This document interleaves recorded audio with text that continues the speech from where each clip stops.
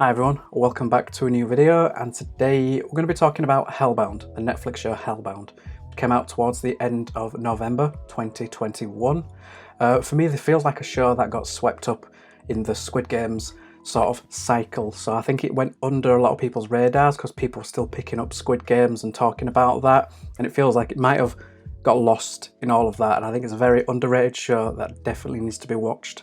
I watched it when it originally came out, and that week it came out. I watched pretty much an episode every night, but over the Christmas break, while I was looking for things to watch, I just saw it was in my recommended list of like things to watch again, and I thought, oh, actually, I have no plans today.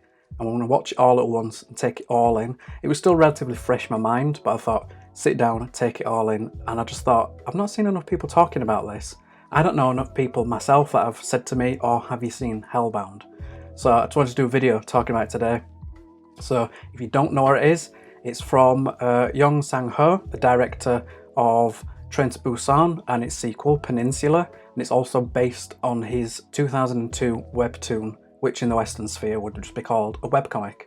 So it's something that he developed himself and has been sitting on the property for 20 years now, since it's 2022.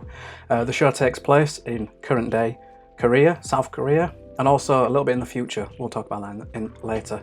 The whole premise of the show is an angel appears to you one day out of nowhere and tells you your date and time of death. And when that happens, these massive hulking monsters come after you, beat you to an absolute pulp, and then eviscerate your soul to hell. Just happens, comes out of nowhere. So the show's split into two arcs. It's 6 episodes, but the first 3 are about setting up that world, and it's about a detective and policeman looking into this new phenomenon that's happening. And it's also about this cult leader who starts a cult called the New Truth religion cult. So it's about setting up this world and where it's all come from, because it all seemed to have come from nowhere. It started happening in other parts of like Malaysia and Asia, but then primarily starts to look like it takes a big impact in South Korea. So the first couple of episodes are about like the police like trying to look into this, trying to stop these monsters and trying to stop things happening, but no one knows where it's coming from. It starts spreading on the internet. People start following this cult leaders straight away because he comes over like, I know this, I know of this, and starts sort of giving on this messiah look that sort of is preaching, but he's not talking down to people, he's giving answers. But it's all a little weird, and it's setting up a really dark world, because what he's trying to proclaim, similar to what we get in Death Note, which is something I'm rereading at the moment, it's sort of these beasts that are coming for you are coming for people who've done something wrong. So if you've not done anything wrong in life, you have nothing to worry about, whereas if you have, whether it be something small like you stole some sweets as a child, or later on you might have abused and bullied or beat someone, like these things will come for you. That's the initial outset that this new religion is trying to take on, that trying to create a more utopia world, similar to what like Yagami wants to do in Death Note. So the detectives, he's not sold on this, mostly because there'll be spoilers within this. You've had time to watch it by now, but the background of the detective is his wife got murdered, and he doesn't believe any of this because the person who murdered his wife kind of got off. There wasn't enough evidence there for him, so he was kind of in and out of prison relatively quickly. So his thinking is, well, if these things come for bad people, then why haven't they gone for him? Or maybe we should let this happen.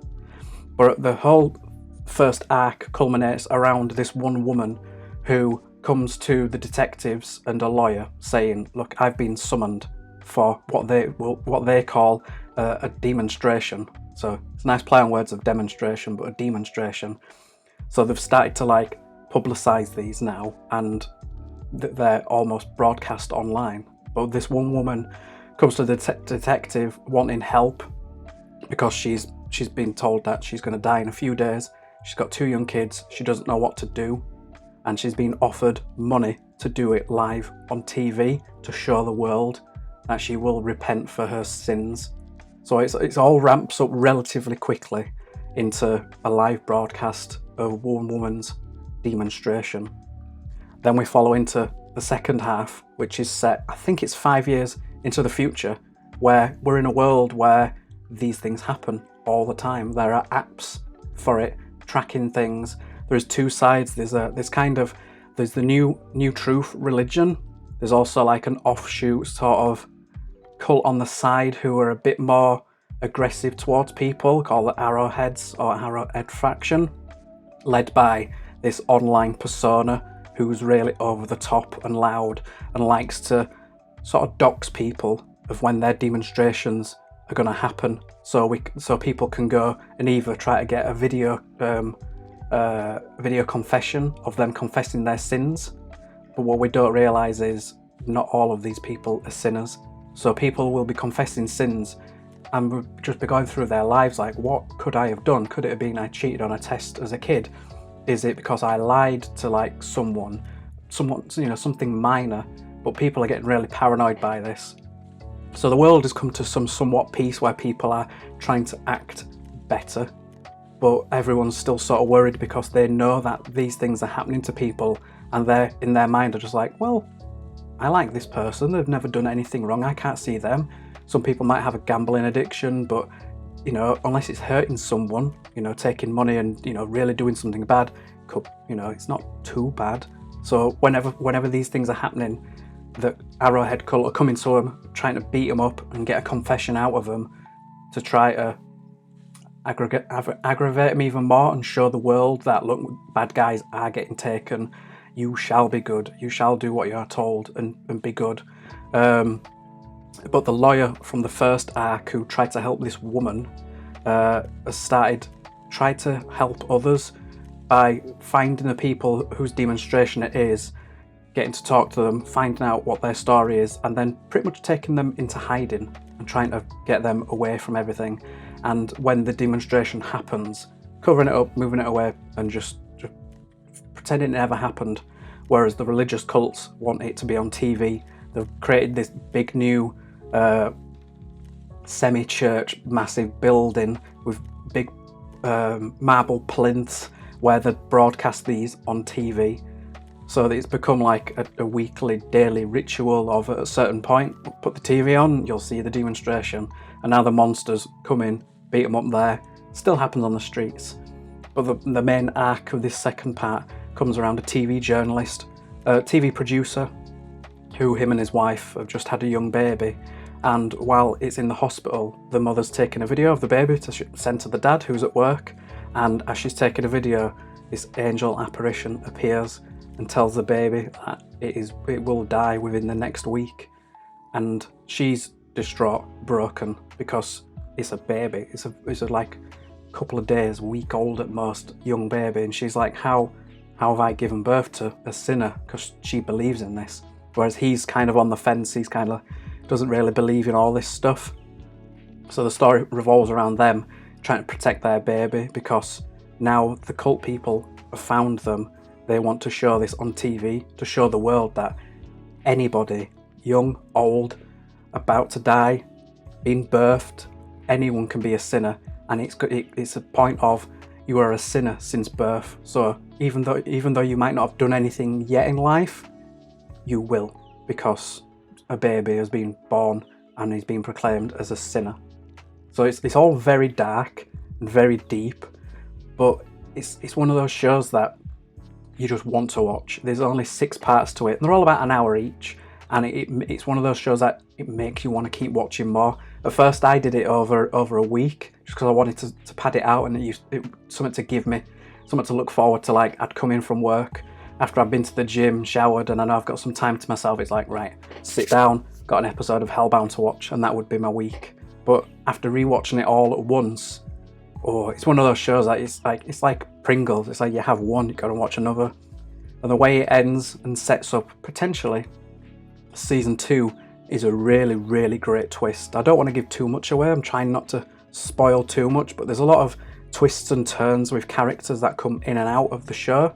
And honestly, if you enjoyed Squid Games, and if you've read Death Note or seen the anime, there's parallels to that, where it's this kind of group wanting to create a utopia where people do not sin, whereas in Death Note it's Kira, or the Kiras, or the people with the Death Notes that want to, you know, they're seeing themselves as, we are doing good, we're trying to rid the world of evil, but evil will, you know, rear its head no matter where. Whereas this new truth religion in Hellbound is the same. They're wanting everyone to be good, but because this new baby's come in and being proclaimed that it's a sinner, it kind of twists on them, because even it gives them a new purpose, because like be like, oh, it's another push.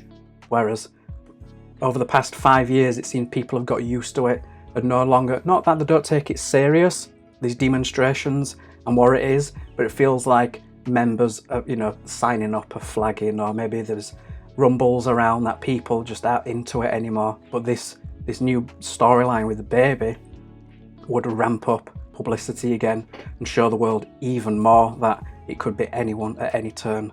It's a really brilliant show. The cast is fantastic. I would name them all and give you the characters, but I don't want to butcher any Korean names. I don't want to do that. It's not fair on them. But it's one of those shows that if you enjoyed Squid Games and you're into this new K-drama, Korean Asian sort of drama series, Hellbound is up there with the best. I'd say it's up there with Stay Home, with Alice in Borderland, Squid Game. Like this show for me is like them 4 things that I watched last year. But like, would recommend to anyone. It's like, even if you have to might read some subtitles, but the storyline, the pacing, the acting, even the visual effects for the monsters and the incinerations that they do, like, it's a little bit gory at times. It's probably not one for kids, maybe like teenagers upwards, but it's a definitely very gritty, dark, fun show, and I cannot wait to see what we get with season 2. So if you've watched this show, let me know your thoughts below in the comments. If you haven't, I highly recommend you go and watch this show. It's only 6 parts. They're all around an hour each, maybe sometimes less, maybe a little bit more, but it'll be a brilliant week for you to watch. So thanks for watching. Like, share, subscribe, do all that stuff for the algorithms, and I'll catch you guys in the next video. Bye.